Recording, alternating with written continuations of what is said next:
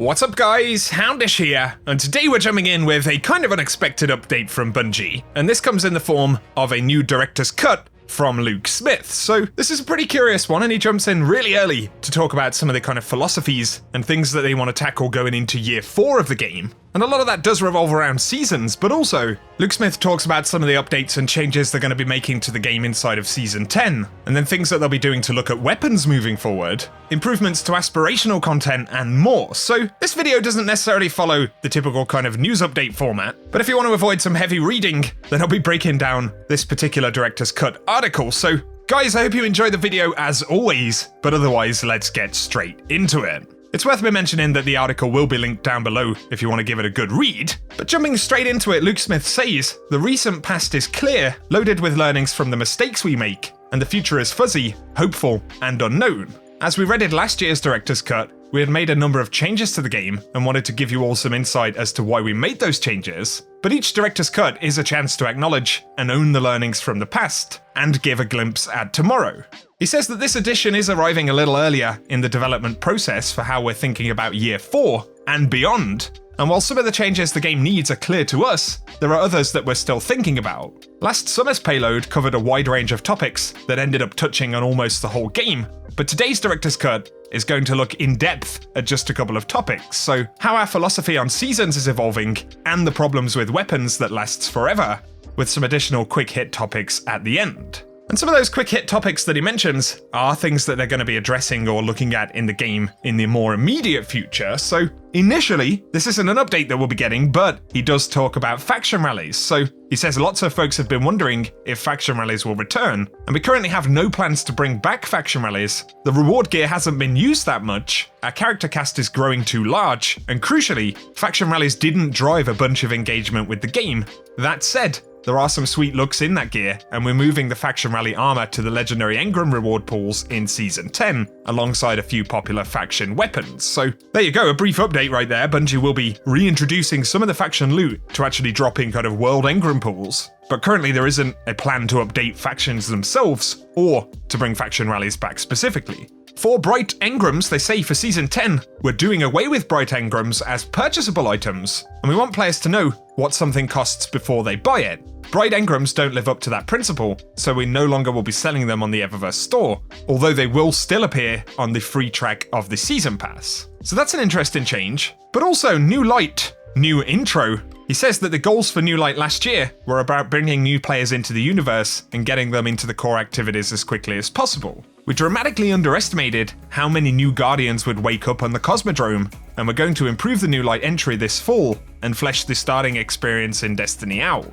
And so there will be updates to that New Light experience, but once again, that's something we can expect to see in the fall and no sooner. But he just finished by saying in the initial section that there is another round of changes coming out with Season 10 for the quest tab. So the number of quests that we have at any given time can feel pretty daunting, especially for procrastinators. And he says that we're adding a new feature to the quest tab, which is categorization. So all quests are automatically assigned a category, and this buckets them into a specific area within the quest tab. So for example, exotic quests will get their own category, as well as seasonal quests. And the seasonal quest category is helpful in that it contains all of the quests that expire at the end of the season, and so that makes those easier to track. But there are several categories, so there'll be a category for Forsaken quests, for example, and they say that this should help players focus on the quests that are new and most relevant, versus older content that maybe isn't as high priority as it used to be. And so that is an initial set of changes that we're going to see in the March update alongside Season 10.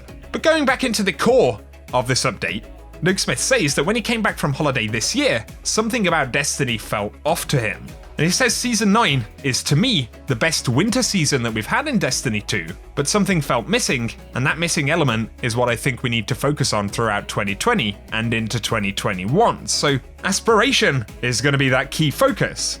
Luke Smith says that it's the air that fills the game's lungs, it's the breath that gives the game meaning, and Aspiration can be about entering Destiny 2 for the first time and feeling the potential of what you could become, but it can be about pursuits in front of you. It can also be to PvP players looking over the horizon, seeing the lighthouse and its treasures awaiting them if they pass the trials. Last year, we started thinking about Aspiration and what is missing from Destiny. The gaping, burning eye-shaped hole is something that they felt since Trials moved away in D2, and the return of Trials is part of a bigger goal for Destiny moving into 2020 and beyond.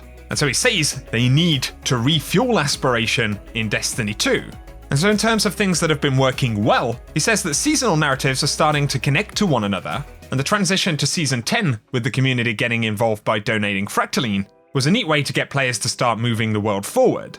On top of this, the Save a Legend element inside of Season of Dawn was a nice deep cut for those who've been with Destiny since the beginning.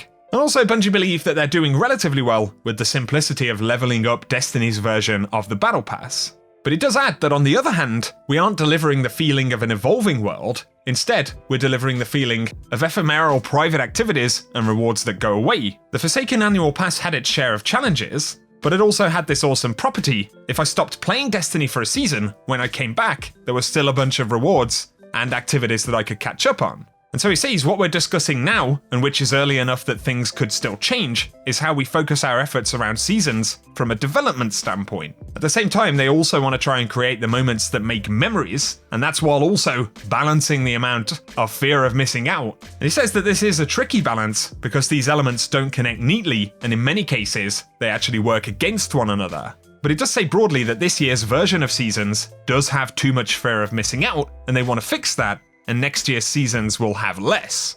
And so they talk about core activities.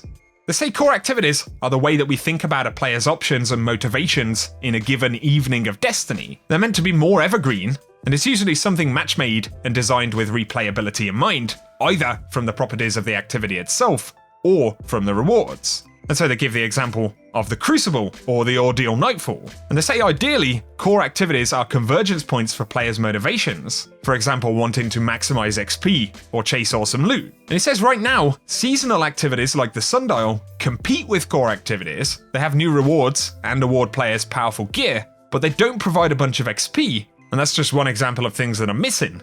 And so they say, so what could investing more in core activities actually look like? And of course that could mean more rewards being distributed into those activities, or it could mean taking a theme for a season and using it to galvanize strikes. And he says that if we're going to ask players to engage with these activities, we have an opportunity to leverage rewards throughout the season. Imagine the armor sets or Sundial weapons being woven into core activity reward pools, or experiences like pursuing roles for sweet weapons that could only be found in a given playlist as an end-of-match reward, like a Crucible IS Luna for example. He says that Bungie are also thinking that they can invest more time into questlines in the game, and right now things like the Sundial consume team resources and then fade away. So imagine instead that seasonal questlines like Save a Legend didn't go away in the following season, but instead existed until the next expansion releases. That way, as players drift in and out of the game, there's a bunch of content building up for them to play when they return. And I think that is a pretty valid point, right? Plus, we hope that content could be meaningful enough to actually need to stick around for some period of time. And so give us your thoughts on that, but for core activities and the stuff that kind of rolls out season over season, it's definitely something that Bungie are thinking about. But here they talk about weapons. So Luke Smith says all the way back to Destiny 2 Vanilla, every weapon you get is a weapon that you can keep and infuse to raise its power level indefinitely. In Destiny 2, with Infusion, it's like having every card you own in Magic available and playable in all formats forever.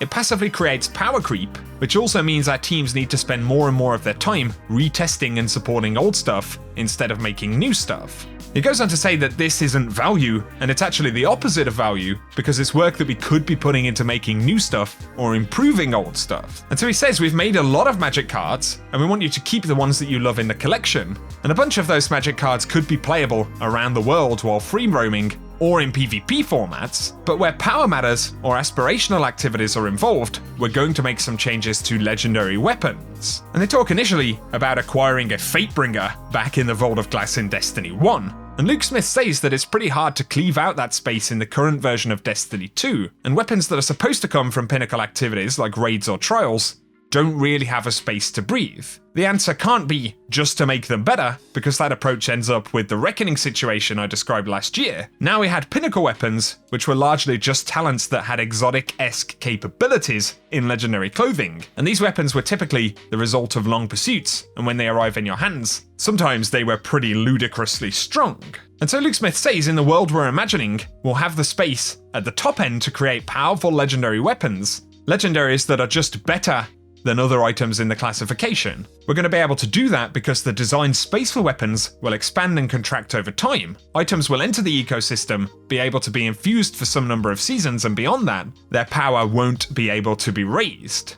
And so that's a pretty interesting thing, right? They're kind of talking about capping old gear back down at lower power levels, which obviously means that, in standard Crucible, you could still use those weapons. You could use them when you jump into patrol. But of course, it maintains that higher stakes element where you're going to need more powerful gear for the current kind of pinnacle activities and core activities, right? So let us know what you think about that. But it does say that one final note is that Bungie are not applying this to exotic weapons at this time and want to iterate on the legendary ecosystem first. So once again, it sounds like it could work in a similar way to kind of capping weapon infusion and things like that we've seen in the past. But obviously there is some scope for Bungie to iterate on that concept. So that is the bulk of what Luke Smith talks about in this particular state of the game. Obviously they're talking about a lot of things that are pretty far ahead, but there definitely will be changes and ideas that you guys will be interested in hearing about. So let us know what you think about them. And of course that includes the stuff that Bungie are thinking about for Year 4, much further into the future, but also that brief list of changes for Season 10 as well. And of course, I'm sure you probably saw it, but we had that major reveal for Trials just yesterday, and you've seen plenty of B-roll for that in the video. But if you did miss it, I'll link that video down below, and Trials is going to be returning alongside Season 10. Season 10 kicks off on the 10th of March, and then Trials will start for the first time on March 13th. So that's going to be pretty cool, and I'd be curious once again to get your thoughts about that. But for today, if you guys have enjoyed the update, a rating below really helps me out. And if you're new to the channel, be sure to get subscribed so I can keep you up to date with everything related to the game. But otherwise, thanks for tuning in, guys, and I hope you have an awesome day.